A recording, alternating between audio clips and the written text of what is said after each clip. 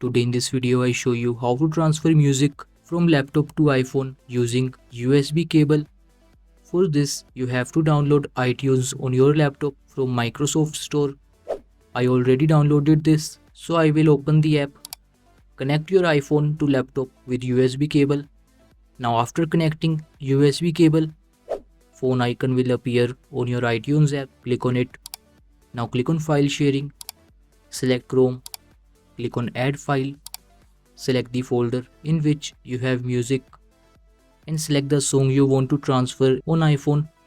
After selecting, click on open. Now if I open files on my iPhone, open Chrome folder, you can see music is transferred to my iPhone. So this is how you can transfer music from laptop to iPhone using USB cable. Thank you for watching this video. Please like this video and subscribe to my channel for more interesting videos like this.